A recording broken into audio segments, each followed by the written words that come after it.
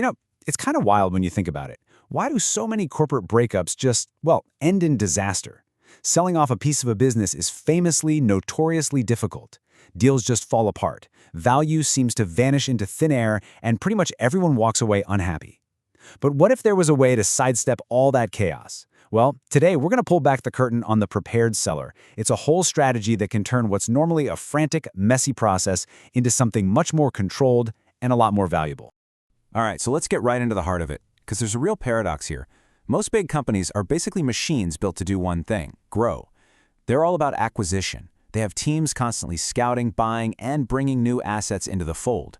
But the second it's time to go in reverse, to sell something off, that whole powerful machine just grinds to a halt. So what gives? Well, sure, part of it is just a lack of practice, but a big piece of it is psychological. You've got emotional attachments, this endowment effect that makes letting go of something you own feel incredibly painful.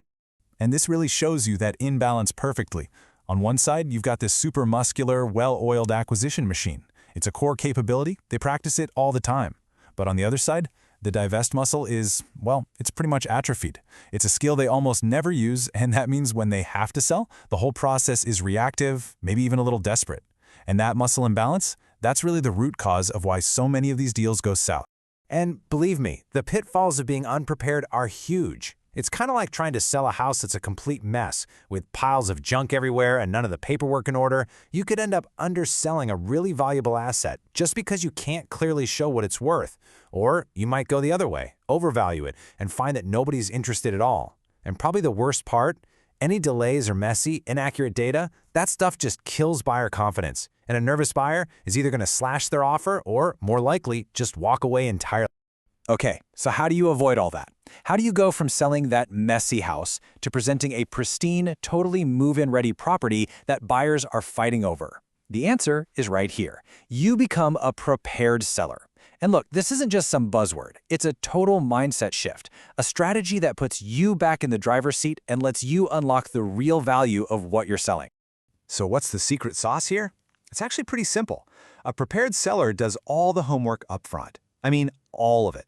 They map out the entire separation process, and they do it before a single potential buyer even knows the asset is for sale.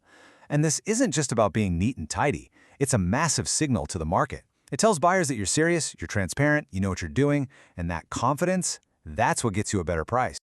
This quote just gets right to the heart of it, doesn't it? A successful sale is not a lucky break. It's the end result of a long, thought-out process that takes a ton of resources and real commitment.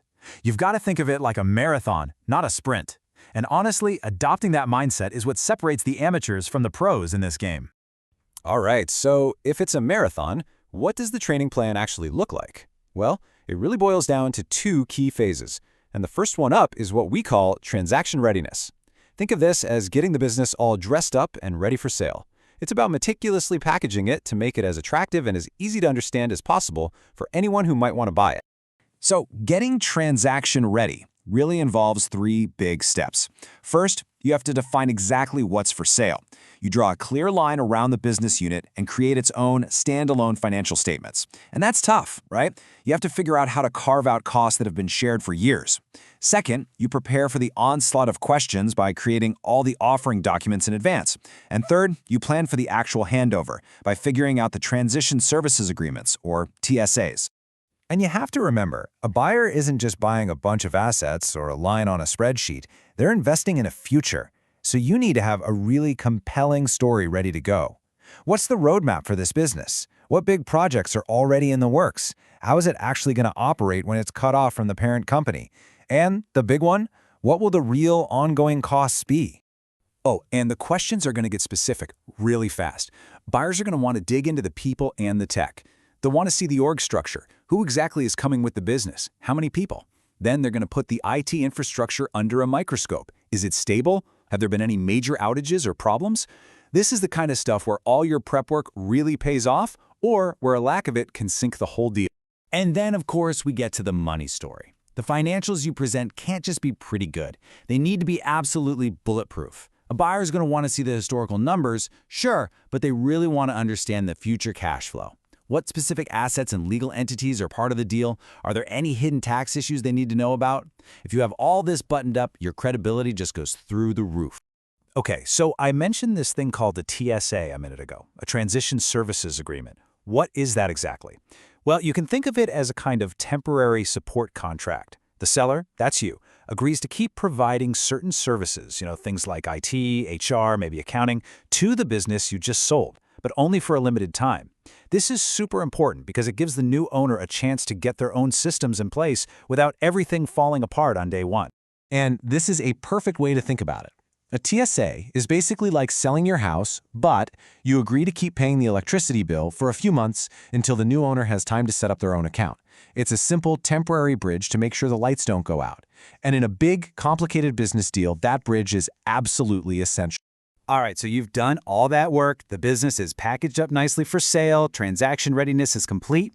Now for phase 2, separation readiness. This is where you plan the great separation itself.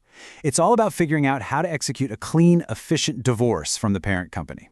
And that work you did up front, it's going to make this part so much smoother. And just like before, there are 3 critical things you need to do to get separation ready. First, you create a super detailed separation blueprint. You document every single way the business is integrated with the parent company and map out all the key milestones for the split. Second, you have to deal with something called stranded costs, which we'll talk about in a sec. And third, you establish a mission control for the whole thing, a divestiture management office or DMO. So what exactly are these stranded costs? Well, think about it like this. Your big corporate headquarters provides all sorts of shared services, HR, IT, finance, to all your different business units. Now, when you sell one of those units, all of its revenue goes away, but the cost of that big headquarters, it often stays the same. That leftover overhead cost that's no longer supported by revenue gets stranded with the parent company. And it can be a serious drag on your profitability going forward. And that's where the divestiture management office, the DMO, comes in. This is basically your command center for the entire project. This is the team that drives the execution and makes sure things happen on time. They clarify who makes what decisions, they manage all the complex links between different teams, and they build a playbook with backup plans. Honestly, without a DMO, a big complex sale like this can turn into total chaos fast. So imagine this. You've done all the heavy lifting. The business is prepped and looks great. The separation plan is totally airtight.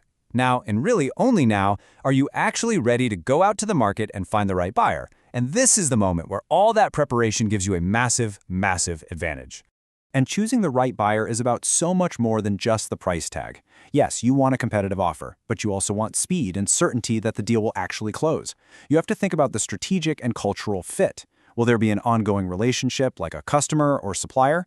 Being prepared gives you the clarity to weigh all these things, the price, the speed, the fit, to find the absolute best home for the business.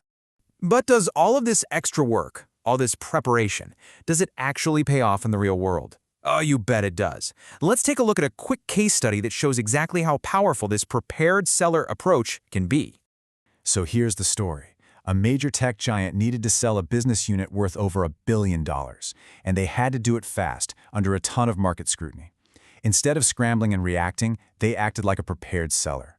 They proactively got all their data packages ready, financials, IT, assets, you name it, and they set up their DMO right at the start. The result?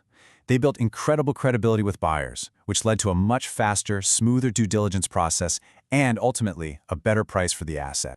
And here is one of the biggest payoffs. By being a prepared seller, you can speed up the whole due diligence process by more than 30%. Now, that isn't just about saving a few weeks on the calendar, it's about building momentum and avoiding something called deal fatigue. That's that dreaded slowdown where a deal just loses energy and dies on the vine. Being prepared helps you power right through that. So I'll leave you with a final thought to take back to your own world. If your company had to sell a major asset tomorrow, would it be a prepared seller? Would you be in control of the process, or would you be reacting to chaos? Would you be maximizing its value, or would you be the one leaving millions of dollars on the table? In the high-stakes world of selling a business, that is really the only question that matters.